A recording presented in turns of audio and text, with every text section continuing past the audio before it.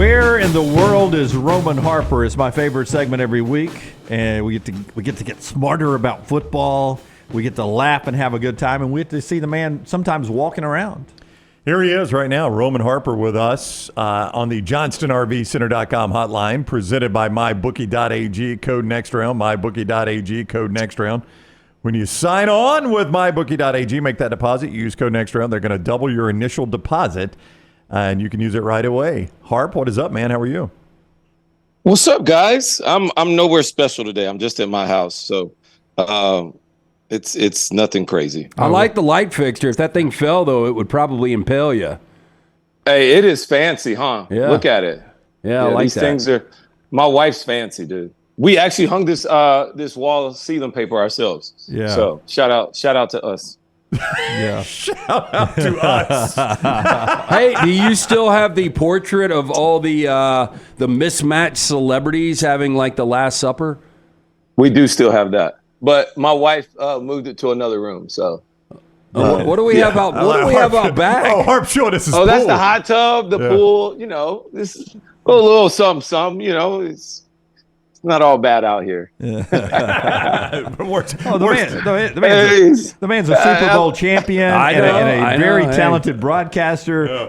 The man's got to have some luxuries. Hey, yeah, I got a few. So Harp, I know it was Western Kentucky, but if you had to give a letter grade, I mean, it's got to be an A. Would it be an A+ for Kalen DeBoer's first outing?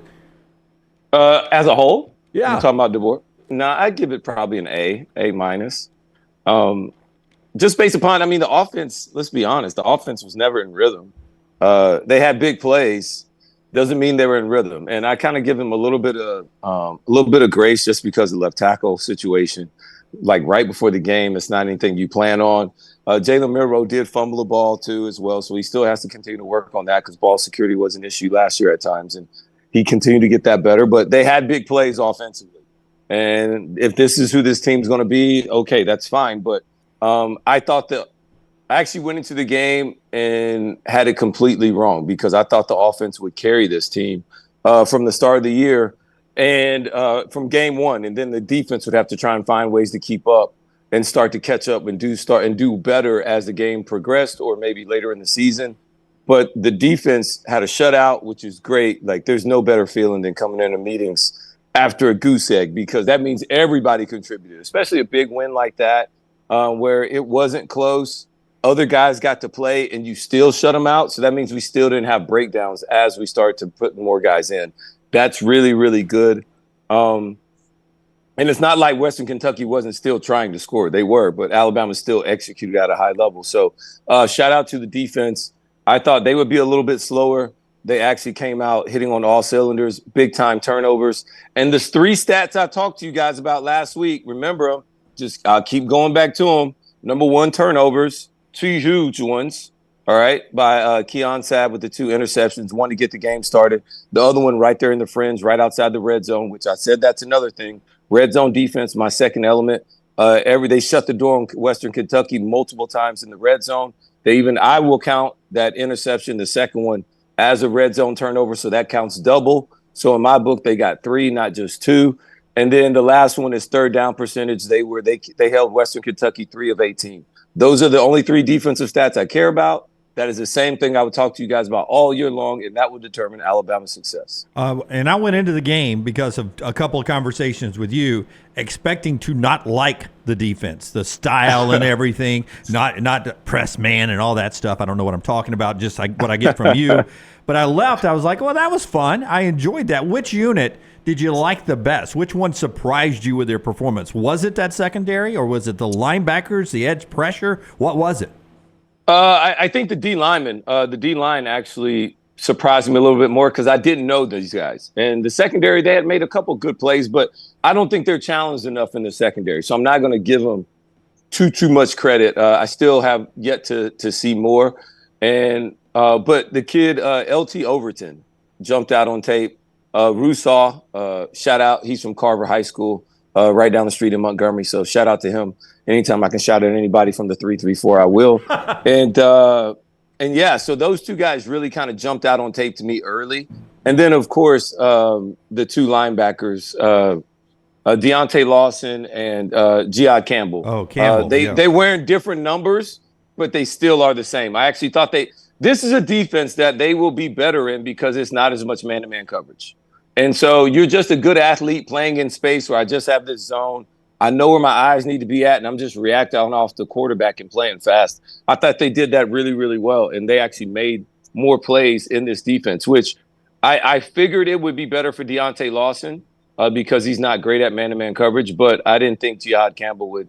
I knew he was going to be pretty good. He really flashed for me last year as well, so I'm not going to say that, but I thought those two guys had a great game as well. Roman Harper is with us, SEC Network. You see him on SEC Nation. He's with us courtesy of MyBookie, mybookie.ag, code next round, mybookie.ag, code next round. When you sign up, they will double that initial deposit as a sign-up bonus right there with code next round at mybookie.ag. Cam Coleman, also from the 334. So I'll let you shout him out from Phoenix City.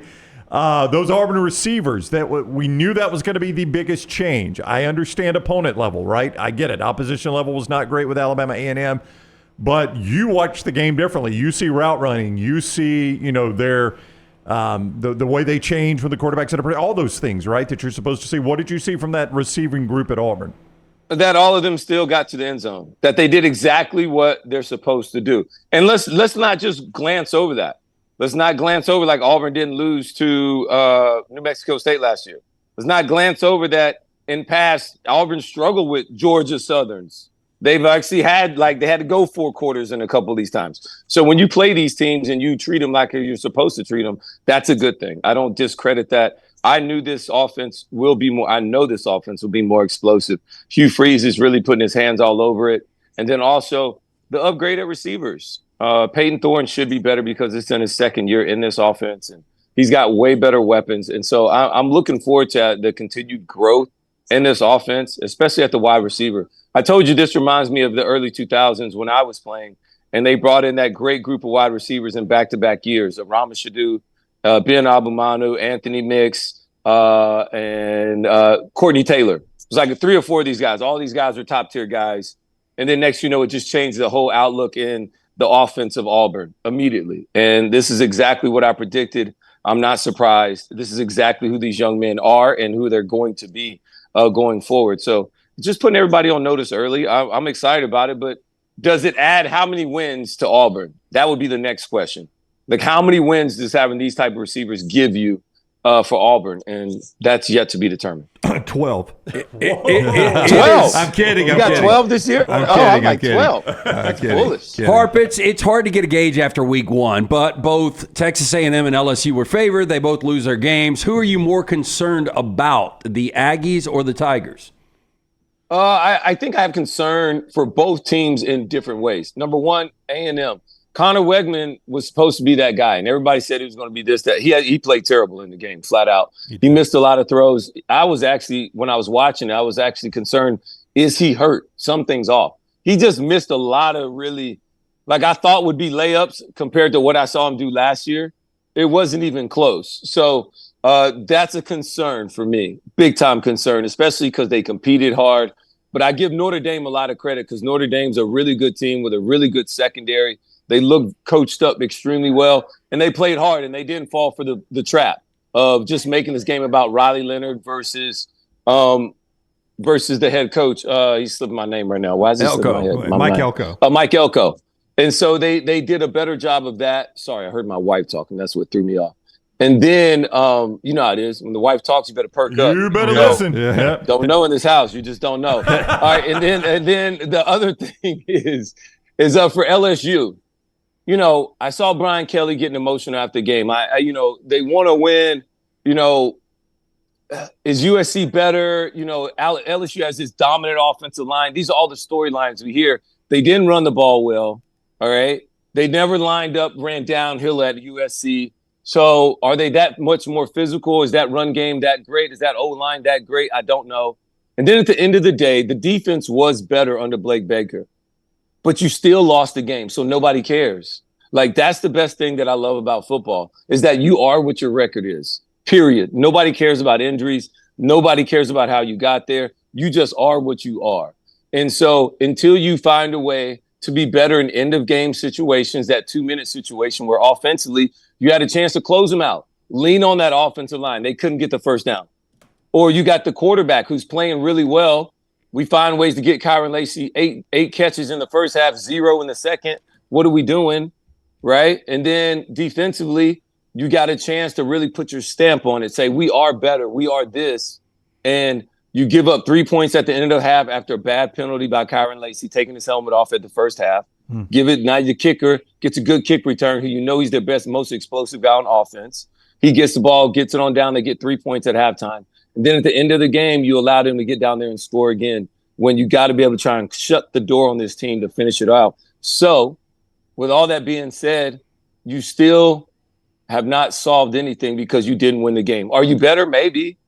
But you didn't win the game, and that's all anybody cares about. Us in the media, me included, sometimes we look at the are you including me in that? No, us, I'm saying like, in us. the media? I'm me. Am I in that? Because I don't like being in the media. But Yeah, man, me you don't neither, have to be. And I don't think you do this, to be honest with you. I don't think you do this. But a lot of us will take a game and we'll talk about the team that lost a big game and never really give credit to Georgia. So I'll ask you, or the team that looked good. So I'll ask you, are we overlooking that Georgia could just be that good again? Because everyone's just been talking about what Clemson didn't do. How good did you see Georgia in that game?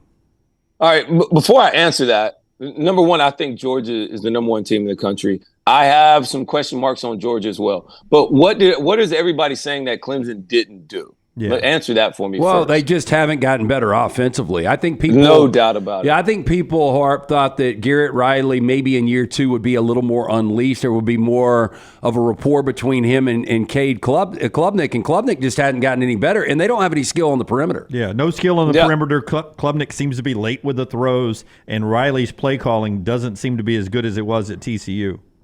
Yeah, so I like all those factors. So number one, Riley's the offense looks stale to me. But then it's also hard. Like, who am I going to blame when, the very first play of the game, they got a really good play action off of some motion. They got to kind of get Georgia's eyes in the wrong place. And the running back's wide open in the flat, and Cade Klubnik one-hops it from 8 yards away. It's just like, dude, all right. You know what I mean? It's like, what are we doing? It's like these are things that start you off in motion. It's the first play of the game. It's not like we haven't practiced it. I promise you. We practice this play. This is this is the play. Like, we know it. And that's an easy throw to get him in rhythm. Yeah. This is just easy. Get us in rhythm. Like, we want to start fast. Like, boom, we got it. Oh, it's just like we thought. Throw it out. He one-hops it. You're like, all right, well, I guess we'll try and run it here, right? And it's just like those little things, they never found any rhythm.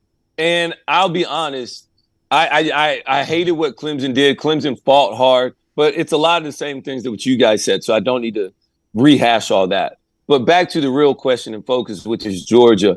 I thought Georgia looked really, really good. But I got to be honest with you. I didn't like the offense of Georgia early in the game. I mean, you can't tell me you got the best quarterback in college football, and then we're just going to throw it to the flats, throw quick screens, get it out quick, da-da-da. Like, let the guy rip. Like, that is what he does, right? Like, he's supposed to be that good.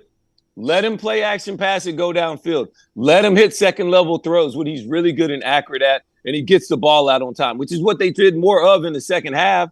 But I want that early in the game. I felt like the offense was way too conservative, that because Clemson was not a real threat, that they never would – Georgia was never threatened in that game. Let's be honest with each other. Georgia was never threatened. And so I like to be prepared for the fire when it hits. And so I've already been in the fire. I've already been there. I already know I'm not going to sweat because I've already been there. I don't want all of a sudden the fire shows up. Now we got to get ready for it and try and put it out when you haven't done it already in the season. So I don't want them to all of a sudden, because other teams are going to be better offensively than Clemson will be. So, and that is who that's the only way I'm comparing Georgia to. I'm not comparing them to like what they did just versus Clemson, but I look at Georgia as like down the line, how are they going to handle these fires that are going to happen in their season? I'm sorry, Clemson's not a big fire. That was just a little something. We put that out easy. But down the road, you will have teams that will be able to threaten you more offensively than what Clemson will be. You can't just wait till the second half to turn it on. You can't just depend on just body blows and beat them down. I don't think that's going to happen all year long. So I thought this when I was watching it, but then I saw you say it, so then I'm like, okay, it's right. I was watching Nico make these throws against Chattanooga, and I'm like, I know that's Chattanooga, but those balls are on the money. I don't care how good the coverage was. And then I saw you say, look, I initially discounted it until I watched it. And then I watched it, and it was a different story. No, I literally said, I'm like, dude, I'm not getting fired up about the Chattanooga, like not doing it. And the ball placement, the ability to be able to catch and throw. And actually, thank you for watching, whether you're watching, reading, react, or you're just picking it up on Twitter. Thank you for the support. Appreciate that.